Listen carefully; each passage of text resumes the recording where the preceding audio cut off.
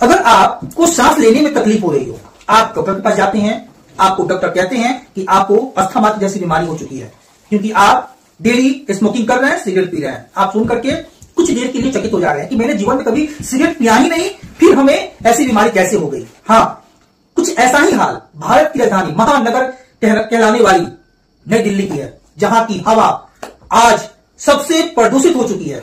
वहां का जो जमुना का पानी यानी कि जो गंदा पानी लोग पीने के लिए मजबूर हो चुके हैं। आज वहां के लोग, जो लोग दिल्ली में रहते हैं, कहने के लिए एक बड़ी शहरी कहला रहे हैं, लेकिन उनका जीवन एक बदतर जीवन के समान वे लोग जीवन जी रहे हैं। आज इसी मुद्दे पे हम लोग खास बातचीत करने के लिए आए हैं। तो दिल्ली तो कहने को दिल वालों की है, लेकिन दिल्ली अब सिर्फ और सिर्फ कचड़े वालों की है। उस कचड़े के पहाड़ की है, उस यमुना में मोटे मोटे झाग की है, और सबसे प्रदूषित हवा वालों की है दिल्ली। दिल्ली बीमारियां वालों की है। मैं ऐसा इसलिए कह रहा हूं क्योंकि भारत में सबसे प्रदूषित शहरों में नंबर 1 स्थान आ रहा है दिल्ली का। आखिर ये दिल्ली का हाल किसने किया? दिल्ली के ये हाल करने में कौन जिम्मेदार है? इसके क्या कारण है और क्या प्रभाव है, और इस प्रदूषण का आम आदमी के ऊपर क्या प्रभाव पड़ेगा? आज का हमारा बातचीत इस मुद्दे पर होगा। तो आप वीडियो को लास्ट तक देखिएगा और ज्यादा से ज्यादा शेयर कीजिएगा। ये आपके स्वास्थ्य का विषय है, ये आपके देश का विषय है। तो ये बताइए कि जो दिल्ली का प्रदूषण का लेवल क्या है?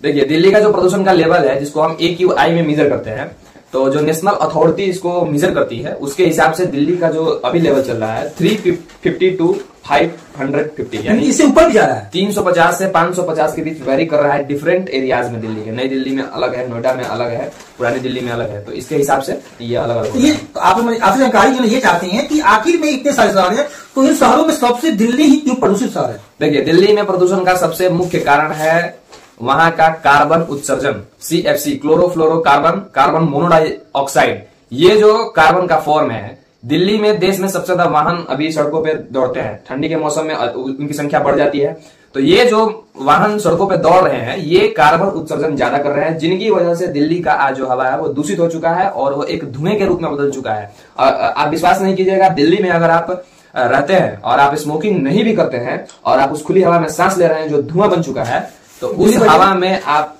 10 सिगरेट पीने के बराबर जो है कचरा अपने फेफड़े में अंदर ले रहे हैं। ये एक फैक्ट है। तो ये बताइए कि जो ऐसी बताइए कि इन प्रदूषण से कौन कौन सी बीमारी हो सकती है? देखिए, ये जो वायु प्रदूषण है और भूमि प्रदूषण है और जल प्रदूषण है, ये दिल्ली जो है पूरा प्रदूषण से घिरा हुआ है, और इससे बहुत सारे दुष्प्रभाव है। सबसे पहला दुष्प्रभाव है आपको वायु प्रदूषण जो है, ये सबसे बड़ा कारक है श्वास संबंधी बीमारियां, यानी लंग्स की डिजीज, अस्थमा, ब्रोंकाइटिस वगैरह वगैरह, मतलब लंग्स की 1000 तरह की बीमारियों का सबसे बड़ा कारक होगा ये दिल्ली का वायु प्रदूषण। दूसरा है आपको ब्लड प्रेशर की बीमारियां, शुद्ध हवा नहीं मिल पाने से। तीसरा है आपको न्यूरोलॉजिकल जो डिजीज होती हैं, यानी कि न्यूरोलॉजी से संबंधित जो डिजीज होती हैं, यानी कि एक तरह से बोलें कि ब्रेन से संबंधित जो डिजीज होती हैं। जो लोग अपने आप को कंफर्ट जोन में नहीं महसूस करेंगे, ऑक्सीजन लेवल उनको कम मिलेगा, तो उनको न्यूरोलॉजिकल डिजीज होने का वो चांसेस ज्यादा होता है।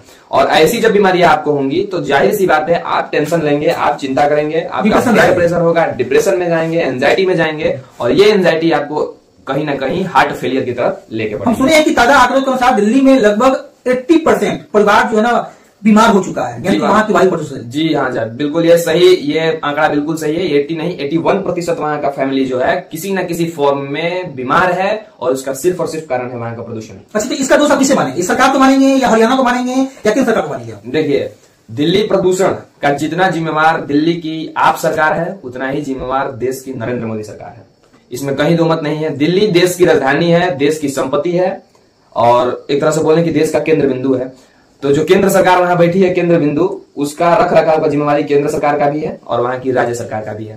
लेकिन केंद्र और राज्य दोनों सरकार के बीच उचित समन्वय नहीं है, जिसके वजह से दिल्ली की पब्लिक जो है ना परेशान हो रहे हैं। बहुत बुरा हाल है, स्थिति वहां बहुत गंभीर है, और ये स्थिति को कम किया जा सकता है, इसके उपाय भी हैं। लेकिन इन उपायों पर चर्चा ना होकर के चर्चा हो रही है किस पर? राजनीति पर, कि दिल्ली की राजनीति कौन, दिल्ली के इलेक्शन में किसको ताज मिलेगा, किसको नहीं मिलेगा। और हमारी मीडिया भी इसको साथ दे रही है। हमारे देश के जो पर्यावरण विशेषज्ञ हैं वो भी इससे अलग हटकर अपनी मस्ती में है, और दिल्ली के जो लोग हैं उनका ख्याल कोई नहीं रखता है। इसके निदान का कोई एक उपाय बताइए। देखिए, इसके निदान का एक उपाय है कि जो वहां पर पेट्रोल डीजल जो गाड़ियां हैं उनकी संख्या को कम किया जाना चाहिए। हम सुन रहे हैं कि जैसे ओड इवेंट, यानी गाड़ियों की जो नंबर प्लेट है ओड इवेंट के अनुसार भी गाड़ी चल रही है, फिर भी जो प्रदूषण का लेवल जो ना नहीं घट रहा है। अचानक नहीं होगा, उसके लिए एक नियमित शेड्यूल को फॉलो करना होगा। दूसरा, जो हरियाणा में किसान जो पराली जला रहे हैं अभी फसल कटाई के बाद, इसको रोकना सबसे प्राथमिकता है अभी फिलहाल में।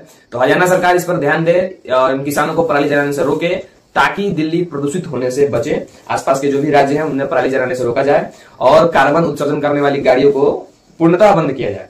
और फिर पेड़ पौधे की जो संख्या है दिल्ली में तो पेड़ पौधों की संख्या बिल्कुल नहीं है, बिल्कुल भी नहीं है। उसको अब मेंटेन करने के लिए राज्य सरकार को दूसरा कोई उपाय सोचना पड़ेगा, क्योंकि राज्य सरकार हर बार यह नहीं थोप सकती कि यह केंद्र का विषय है, आप वहां सत्ता में है और दिल्ली आपकी जिम्मेवारी है, और केंद्र सरकार को इस पर राज्य सरकार का सहयोग करना चाहिए, यही उसका उपाय है। आप बताइए कि आज का हमारा टॉपिक कैसा लगा, हमें कमेंट कर बताएं।